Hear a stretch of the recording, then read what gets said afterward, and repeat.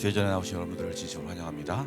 찬송가 143장 부르시면서 둘째 날을 시작하겠습니다.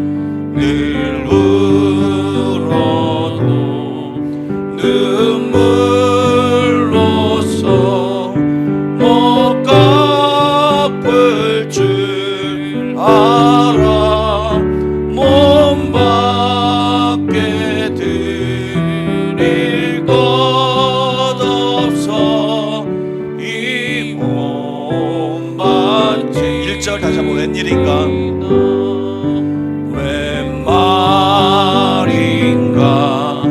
날 위하여 주 돌아가셨나 이 벌레 같은 날 위해 큰 해 받으셨나.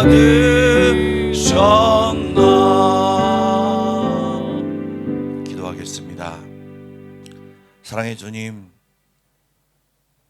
정말 죽을 수밖에 없는 저희들을 사랑하셔서 십자가의 죽으심으로 저희 죄를 대속하심으로 저희들을 구원하시니 감사를 드립니다. 이것을 하나님 알면서도 하나님 그것을 잊어버리고 그 은혜를 잊어버리고 살아갈 때가 너무나도 많습니다.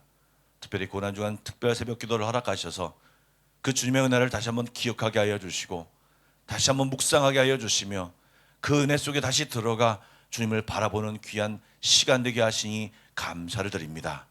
예배를 드리는 모든 성도들 머리 가운데 그 삶 가운데 기도 가운데 예배 가운데 함께 하여 주셔서 주의 새로운 은혜가 넘치게 하여 주시옵소서. 살아계신 예수님의 이름으로 기도드리옵나이다. 아멘. 영상을 보여주시죠. 가상 7원. 예수님께서 십자가 위에서 남기신 두 번째 말씀.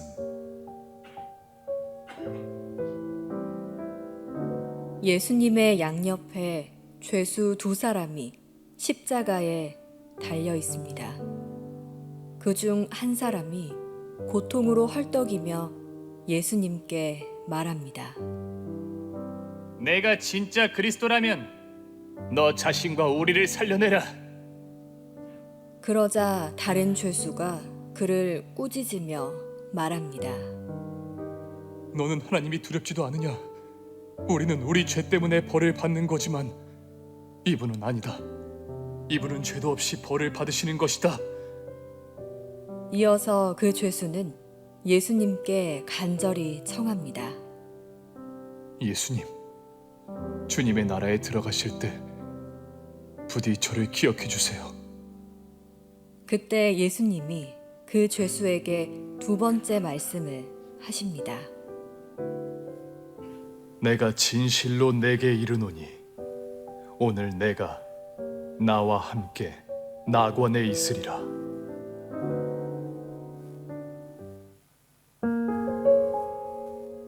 가상 7원. 예수님께서 십자가 위에서 남기신 세 번째 말씀.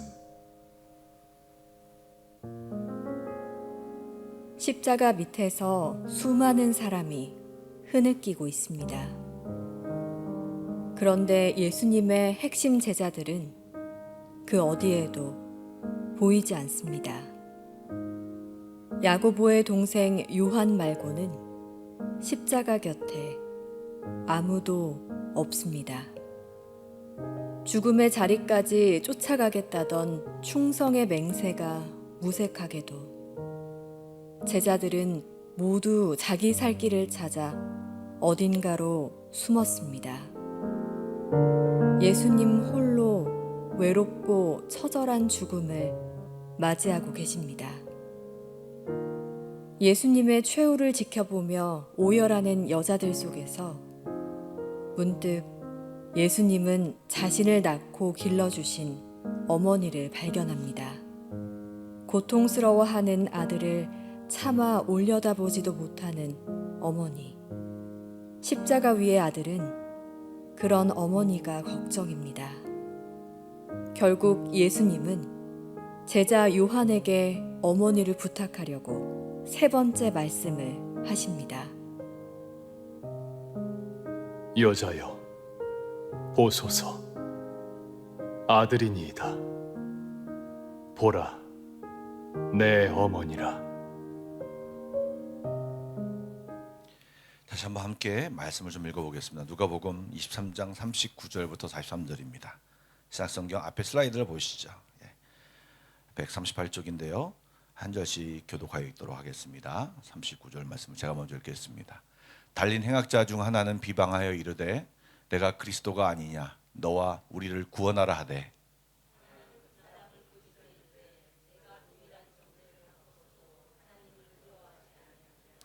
우리는 우리가 행한 일에 상당한 보응을 받는 것이니 이에 당연하거니와 이 사람이 행한 것은 옳지 않은 것이 없느니라 하고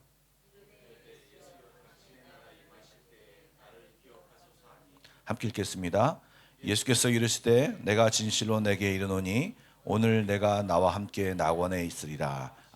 아멘. 요한복음 19장 25절부터 27절 말씀을 또 교독하여 읽도록 하겠습니다. 제가 먼저 읽겠습니다. 예수의 십자가 곁에는 그 어머니와 이모와 글로바의 아내 마리아와 막달라 마리아가 섰는지라.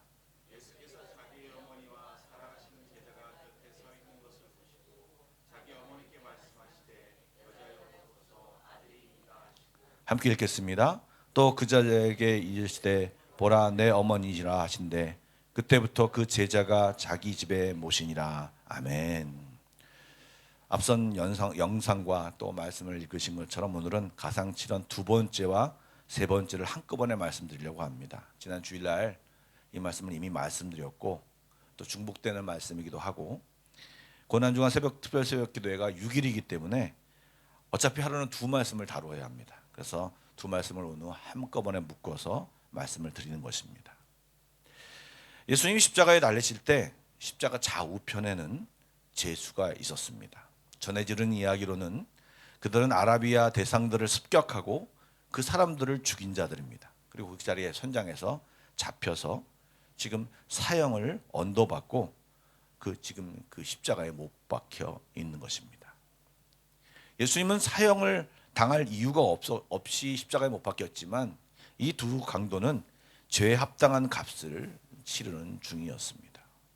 그런데 오늘 읽은 본문에는 그 말씀이 없지만 마태와 마가복음의 다른 본문을 살펴보면 이 두 사람은 한 사람만이 아니라 두 사람 모두 처음에는 십자가에 달릴 때는 한마디 말하면 막 악을 외치며 사람들을 비방하고 또 그와 함께 예수님도 함께 비방하여 욕했다라고 기록하고 있습니다. 보여주시죠. 마가복음 27장 44절을 보면 보면 십자가에 못 박힌 강도들도 이와 같이 욕하더라.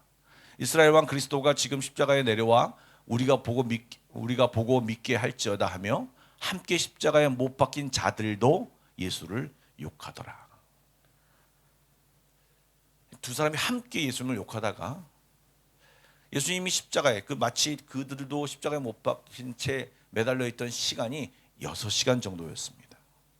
시간이 흐르면서 그 중에 한 명은 지금 그 시간이 지나면서 한 명은 감정이 잦아들고 인생을 돌아보며 많은 생각, 특별히 뉘우침, 그리고 그들 모두는 유대인들이었기 때문에 하나님의 존재와 하나님의 말씀들을 생각하며 죽음 이후의 미래에 대하여 두려웠던 것 같습니다.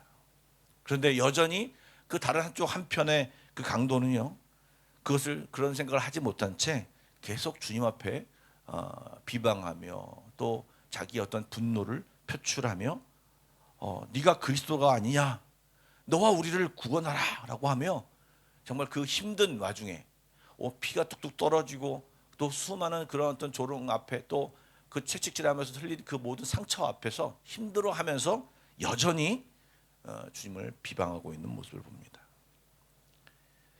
그는 자신이 어떤 사람인지 또 어떤 죄를 지었는지 그의 죄의 대가가 무엇인지는 안중에 없고 또한 그는 당연히 예수님이 누구인지 또 어떤 일을 했는지 왜 지금 죽임을 당하는지에 대한 관심은 전혀 하지 못하였습니다. 그리고 그 한 말은요, 기대도 일말의 소망도 없이 그냥 교만하고 염치 없이 예수님을 사기꾼으로 몰며 우리를 구원해내라고 요청 아닌 조서 섞인 말로 예수님을 비난하는 모습을 보이고 있는 것입니다. 그때 심경의 변화를 일으켰던 다른 한 제수, 오른편에 있었던 것으로 알려진 그 강도가 그 다른 편 제수에게 이렇게 말합니다. 너는 하나님이 두렵지도 않느냐? 우리는 우리가 지은 죄 때문에 벌을 받는 것이지만 이분은 아니다. 이분은 죄가 없이 벌을 받으시는 것이다. 그리고 예수님께는 예수님, 주님의 나라에 들어가실 때 저는 염치 없지만 저를 기억하여 주십시오 라고 말합니다. 그때 놀랍게 예수님께서는 내가 진실로 내게 이르노니 오늘 내가 나와 함께 낙원에 있으리라는 구원의 말씀을 그 사람에게 해 주셨습니다. 여러분, 이 상황을 보면 조금 뭔가 우리에게 불만이 섞인 마음이 들 때도 있습니다. 아니, 평생을 잘못하다가 그 십자가 앞에서 그 한마디 한 것 때문에 그 사람이 구원받을 수 있느냐? 예, 성경은 분명히 얘기합니다. 이곳에서 이 구원에 대한 메시지의 몇 가지 포인트가 있는데 분명히 이것을 깨달아야 합니다. 먼저는요, 주님 앞에 구원받지 못할 죄는 없다는 것입니다. 여러분, 이 장면을 한번 생각해 보십시오. 구원받기에 가장 부적합한 강도 살인자가 구원받기 가장 부적합한 십자가 형틀 위에서, 그리고 구원받기에는 가장 늦은 바로 죽음 직전에 십자가의 은혜로 구원받았다는 사실을 우리는 직시해야 합니다. 구원받지 못할 사람이 없고 언제든 구원받을 수 있다는 것입니다. 우리의 모든 죄를 덮고도 남을 만큼 예수님의 십자가의 은혜는 크고 위대하십니다. 그 십자가의 은혜로 우리 모두도 그 죄 용서함 받았다는 것을 여러분 믿으시길 바랍니다. 아멘. 두 번째는요, 구원을 위해서는 어떤 조건도 공로도 선행도 필요 없다는 것을 선언합니다. 왜요? 지금 이 사람이 얘기한 것은 용서해달라고 하는 그 얘기밖에 없지 않습니까? 선행을 한 것이 없지 않습니까? 그 인생 모든 것이 죄악이지 않습니까? 그런데 그가 죄를 인정하고 주께 나왔을 때, 또 다른 성경 말씀에는 주님을 우리 마음에 받아들였을 때 바로 구원이 임한다는 것입니다. 그런데 구원받은 삶, 구원받은 사람의 잘 관찰해 보면, 예수 믿는 사람들을 잘 관찰하면, 신앙생활을 열심히 하는 사람들을 관찰해 보면 그 사람들의 공통점이 하나 있는데, 그들 모두는 자신이 죄인이라는 것을 인정한다는 것입니다. 그들은 서슴없이 나는 탕자였다라고, 나는 죄인이라고 말합니다. 그런데 희한하게 아직까지 주님을 제대로 만나지 못한 사람들은요, 내가 왜 죄인이냐, 조금 양심이 있는 사람은 내가 죄인은 맞지만 저 사람만큼은 아니다, 저 사람만큼은 아니다라고 말하며 남들을 비교하며 자기의 죄는 축소시키고 숨기며 다른 사람의 잘못을 판단하고 부각시키며 그 사람을 비난하는 모습을 가지고 있는 모습을 발견합니다. 그런데 여러분, 그런 모습이 오늘 왼편 구원받지 못한 강도의 모습과 많이 다르지 않다는 것입니다. 자기 자신이 어떤 사람인지도 모르고 예수님의 십자가를 통한 구원의 그 계획과 그 마음과 그 주님의 마음을 전혀 이해하지 못하고 있는 것입니다. 사도 바울은 이렇게 말했습니다. 고린도전서 1장 18절에 이렇게 말했습니다. 다 같이 한번 읽어보겠습니다. 시작. 십자가의 도가 멸망하는 자들에게는 미련한 것이요 구원받는 우리에게는 하나님의 능력이라. 아멘. 여러분, 주님은 우리 모두를 사랑하십니다. 어떤 상태, 어떤 상황, 어떠한 죄를 지었어도 주님께 나와 엎드리고 주님을 받아들이면 주님의 은혜를 체험할 수 있습니다. 이 은혜가 여러분 안에 있기를 주님의 이름으로 축복합니다. 다른 사람을 평가하는 시선을 일단 내려놓고 내 안에 있는 내 모습을 바라보며 또 주님의 긍휼과 십자가의 은혜를 구하는 우리 모두가 되기를 축복합니다. 성령이 말하는 구원은요, 나의 선한 행동이나 헌신, 노력, 공로에 의한 것이 아닙니다. 구원은 십자가를 통하여 죄 사함 받고 주님의 은혜로 구원받는 것입니다. 이 은혜를 다시 한번 확인하시고 또 겸손히 오늘 기도할 때 주 앞에 감사함을 드리는 귀한 이 아침이 되기를 축복합니다. 마지막으로 아울러 구원받은 우리들이 어떻게 살아야 할까요?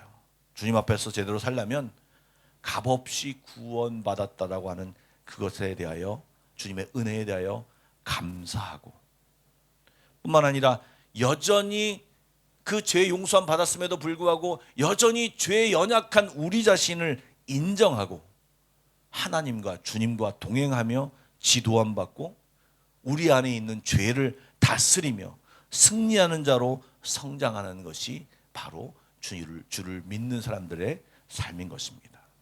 이것을 잊지 말고 구원받았음에도 어느새 다시 구원받지 못한 그 다른 편에, 왼쪽 편에 있었던 그 강도처럼 교만하고 딱딱하고 강팍한 자로 서 있지 않도록 날마다 주님 앞에 머무는 저와 여러분이 되길 주님의 이름으로 축복합니다.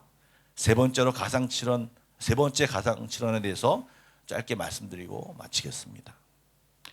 오늘 영상에서 보셨던 내용을 보시면 완전한 인간이셨던 예수님께서 자식의 죽음을 보고 오열하는 어머니의 마음을 생각하며 사랑하는 제자에게 부탁하는 이 인간적인 모습을 부각시켰습니다. 이것은 틀린 얘기가 아닙니다. 예수님 완전한 인간이셨고 예수님의 말에는 그 마음이 포함되어 있기 때문에 그렇습니다. 그런데 동시에 예수님이 십자가 위에서 일종의 가족 주례를 쓴 것입니다. 우리 결혼식에 주례를 쓰지 않습니까? 두 사람이 부부가 되기를 선포하기 위해서 주례를 쓰듯이 너희가 같이 한 가족이다라고 하는 것을 주례를 선 것과 똑같다는 것입니다. 무슨 말입니까? 어머니가 아닌 여인을 어머니로, 아들이 아닌 사람을 아들로 선포하며 하나님께서는 영적인 공동체로 허락하시고 선포하여 만들어 주신 것입니다. 예수님은 나를 위해 죽으셨을 뿐만 아니라 우리를 위해서 혼자 살아갈 수밖에 없는 우리들을 우리로 만들어 주셔서 함께 살아갈 수 있도록 우리에게 교회 공동체를 허락하셨다는 것입니다. 잠시 새벽 시간이라 별로 얼굴을 보고 싶지 않으시겠지만 한번 서로의 얼굴을 한번 보아주시겠습니까? 우리의 공동체들입니다. 여러분, 한 믿음으로 사는 믿음으로 주의 자녀가 된 그 우리들이 자녀로서 영적 가족으로서 뜨겁게 사랑하고 섬겨야 될 사람들이 바로 우리들인 것입니다. 그러므로 예수님을 주로 모신다라고 하는 것은 바로 예수님을 영접했다고 하는 것은 주 안에서 서로를 가족으로 받아들이고 우리가 교회로 묶였다라는 것을 인정하고 그 속에서 가족의 역할을 감당하는 것입니다. 물론 그 안에는 서로 다르고 다양한 사람들이 있어서 정말 나와 맞지 않은 사람들도 있을 수 있습니다. 그러나 가족이기에 용납하고 하나가 되기를 힘써야 하는 것입니다. 혹시 이 시간 용납하기 힘든 사람이 있습니까? 나와 너무 달라. 내가 그 사람을 대할 때마다 힘든 사람이 있으십니까? 여러분, 그 사람을 위하여 기도하시기 바랍니다. 또 기도하실 때 하나님, 내가 내 안에 인간적인 발동으로 인하여 그 사람이 내 마음속에 사랑함으로 다가오지 않습니다. 주님은 세상 모든 사람을 다 사랑하셨던 것처럼 주님의 그 사랑을 내게 부어주시고 그 사랑으로 그 사람을 대하게 하여 주십시오라고 기도하시기 바랍니다. 주님의 사랑을 구하고 사랑으로 모든 사람을 바라보는, 그래서 한마음 되는 사랑이 넘치는 귀한 교회가 되기를 주님의 이름으로 축복합니다. 이 시간 바라기는 구원받은 우리들이 주님의 은혜에 감사하고 주님 앞에 다시 강팍한 자로 서지 않고 예전에 가졌던 습관에 있지 않고 주님과 함께 은혜에 합당한 자로 살아갈 것과 한마음 교회가 하나 되면 뜨겁게 사랑하는 공동체가 되게 해달라고 함께 이 시간 기도해 주시기 바랍니다. 아울러 주변에 어려움 당한 사람이 생각이 난다면 그 가정을 위해 그 사람을 위하여 기도해 주시고, 또한 27일 날 임직자 선출과 담임 목사 재심의 그런 상황이 있는데 이 일을 위해서 함께 기도해 주시겠습니다. 기도하겠습니다. 사랑의 주님, 주님의 은혜에 감사를 드립니다. 우리가 어떤 존재인지, 얼마나 우리 안에 죄가 많은지, 얼마나 교만한지도 모르고 살아갈 때가 많습니다. 연약한 우리를 깨우쳐 주시고 주님 앞에 바로 서게 하여 주옵소서. 주님, 우리 안에 주님의 사랑을 부어 주시옵소서. 우리 힘만으로는 못난 자아 때문에 영적 가족들조차 사랑하기 어렵습니다. 주님의 크신 사랑을 우리에게 부어주시고 주님의 은혜를 깨달아 사랑하며 섬기며 한마음 되는 교회 공동체로 거듭나게 하여 주옵소서. 임직자 선출과 담임 목사 재심의 시간을 두고 마음이 상하는 일이 없도록 교회가 든든히 세워지는 계기가 될 수 있도록 주여 인도하여 주옵소서. 오늘 기도하는 모든 성도들에게 변함없는 주님의 은혜가 넘치는 귀한 시간 될 수 있도록 주여 역사하여 주옵소서. 예수님의 이름으로 기도드립니다. 아멘. 우리 함께 기도로 나아가겠습니다.